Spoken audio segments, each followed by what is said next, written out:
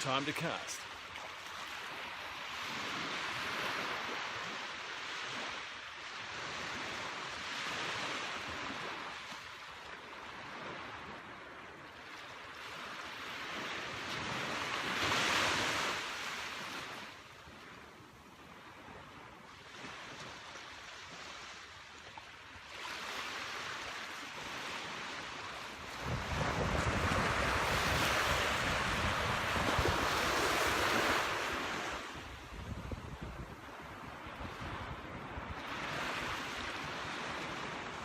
Well, I've got one now.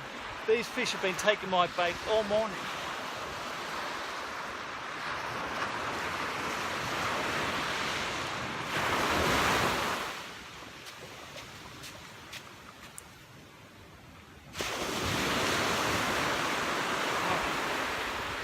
Oh my goodness.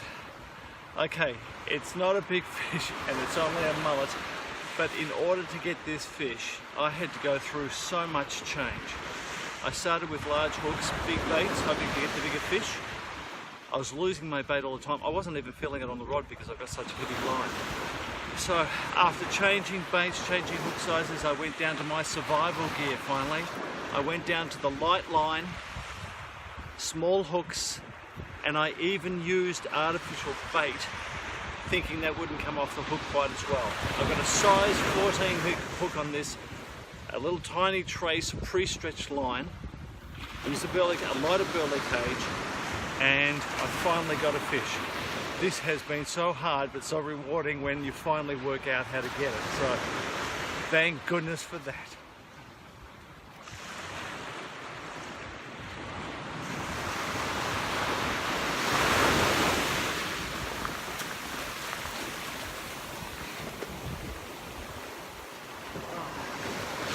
Well, got another one, and I took a bath at the same time.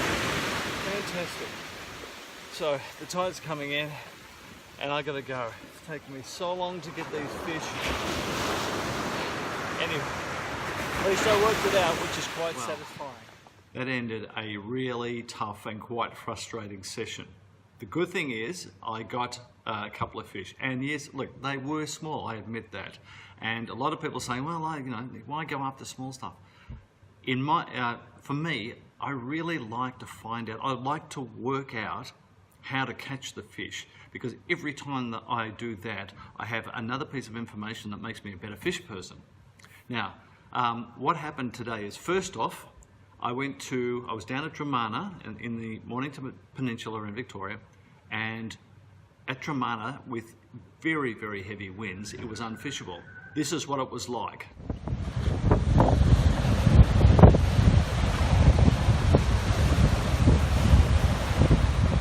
So, that's tough. You couldn't fish into that, your gear would blow everywhere. Look, there would be probably, salmon do tend to come into waters like that, but it's so uncomfortable, you know. If you fish facing into the wind, which you would be on that bay, you'd get sand in your teeth, your gear would be knocking over, you couldn't cast out, there'd be weed everywhere. The misery goes on. So what I did is, if you just look at a map of the Mornington Peninsula, you'll see that peninsula is just a thin strip of land. On one side you've got the Mornington Peninsula, you've got Port Phillip Bay. On the other side, you've got Western Port, and you've got the open ocean coming through there. Now what I did is, it's not much of a distance to travel from the very, very heavy windy side, and if you look at a map, which is what I always recommend you do, travel from there to Point Leo. Point Leo you can find some, when the wind is blowing in the wrong direction and very, very heavy at Mornington Peninsula, you can usually find places on the other side that are calmer, because you've got a landmass that, with trees and everything else, that breaks up the wind a bit.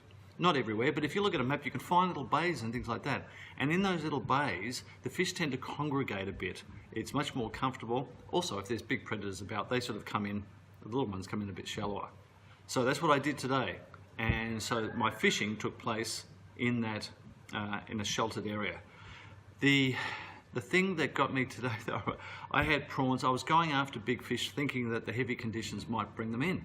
So my goal was bigger fish. I had fairly heavy line. I had 9 kilos on one rod and 7 kilos on the other. Now for me, especially with the 9 kilos, that's very, very heavy, and I don't normally fish that heavy, but I was hoping there's something big around. What I did is I had prawns, I had chicken, I had a little bit of blue bait, and I had a little bit of pilchard. But once again, the things that seemed to be taken most quickly were the chicken and the prawns. Not so much the pilchard. The pilchard was basically hammered a little bit, pecked at, but it would come back intact, whereas the chicken and the prawn were taken totally. But I couldn't hook a fish. So with the prawn, I had a size 2 hook, and I'd use half a prawn, so the prawn tail peeled. I would bend or thread the tail of the prawn onto the hook, put a half hitch to hold it on so it would look natural, but it was coming off, it was being pulled off every time. So I went down in hook size, put smaller amounts of that bait on, tried a little bit of pilchard on a smaller hook. I kept coming down from 2, and eventually, after getting nothing but losing my bait, I came up with size 14. And so that is a tiny hook, admittedly. But there was nothing big out there, but I really needed to know what to catch. So I used my survival pack, and if you've seen my website, you'll see that I have a survival pack, and literally what it does is it gives you pre-stretched, low diameter line and small hooks, and everything to make up an end section on your tackle that is almost completely natural looking to the fish, and the bait behaves that way too. But what is even more interesting is the bait that I used that actually caught the fish. I used this Berkeley Gulp. They're worms. They're an extruded, it's not plastic, it feels like plastic or rubbery compound, but I think it's an organic product.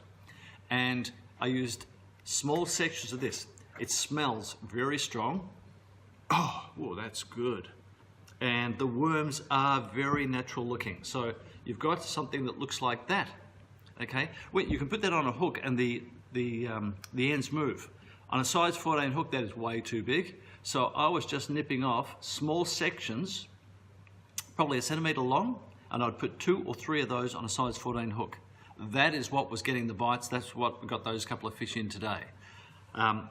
I didn't actually realise it was mullet in the water because they were just hitting so quickly, biting and not. I wasn't getting that rat-a-tat-tat that you often get. It was just hit. The rod tip would go down and back. And it was only after I got something small enough to fit in their mouth so I could hook them that I actually got the fish. So it's just funny. These are normally for a freshwater application, but today they stayed on the hook better than the other baits that I had. Also, that strong smell brought them in. I was using burley, of course, and that was bringing them into the area, and going small enough made the difference in actually catching them. So look, if you're going to go fishing and the conditions are really bad, I had no choice but to fish in the worst possible conditions today with this howling wind. The barometer was dropping, and so I didn't really expect to catch that much. So I was hoping that I could. When I got bites, I needed to work out what was there, and trying everything really made the difference today. So it just shows you, if you try everything, you will get those fish. And if you're going to go fishing, check obviously the barometric pressure, check the weather, but then say if you're going to fish a river, you're going to fish a lake, you're fishing the bay like this, just basically look at a map, work out what the wind direction is, and see if you can find a sheltered spot, because sometimes you can get some fishing in even in the worst possible conditions. So there you go. Not much to show for it, but at least I caught some fish and I worked out what they were. So all good from my perspective. So if you liked the video, give us a thumbs up and subscribe.